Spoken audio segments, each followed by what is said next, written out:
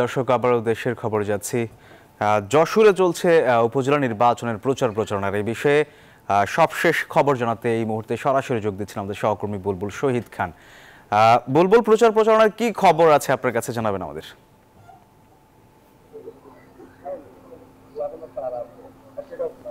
ধন্যবাদ সোহাগ।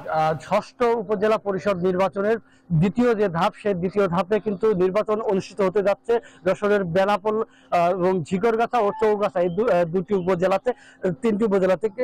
এখন কিন্তু প্রতীক বরাদ্দের পর থেকে কিন্তু প্রার্থীদের মাঝে ব্যাপক উৎসাহ উদ্দীপনার মধ্য দিয়ে প্রার্থীরা কিন্তু ভোটারদের কাছে কাছে যাচ্ছে। এখানে আমরা দেখতে পাচ্ছি যে একজন প্রার্থী রয়েছে, তার ভোটারদের সাথে কথা বলতে। আমরা তার সাথে একটু কথা বলবো যে কেমন অবস্থা দেখছেন, কি অবস্থা নির্বাচনের। নির্বাচনের অবস্থা খুবই ভালো। এই নির্বাচনটা উৎসবমুখর নির্বাচন বলে আমি মনে করছি। জনগণের ভিতর অনেক সাড়া আছে।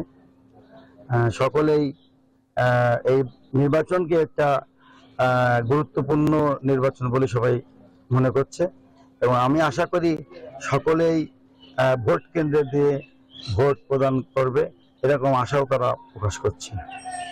জয়ের ব্যাপারে কতটা আশাবাদী আপনি? ইনশাল্লাহ আমি জয়ের ব্যাপারে অবশ্যই আশাবাদী। ওয়ালটন ফ্রিজ কিনে অনেকের মতো আপনিও হয়ে যেতে পারেন মিলেনিয়াল সেরা পণ্যের সেরা অফার। জনগণ আমার সাথে ছিল, আছে, ইনশাল্লাহ থাকবে। ধন্যবাদ আপনাকে। আসলে আপনারা শুনছিলেন যে তাদের ভোটারদের কাছে তারা যাচ্ছে এবং তারা কতটা আশাবাদী। তো এই ছিল আমার কাছে এখান থেকে সর্বশেষ তথ্য। ফিরে যাচ্ছে স্টুডিওতে সোহাগ। আপনার কাছে। বুলবুল, আপনাকে ধন্যবাদ।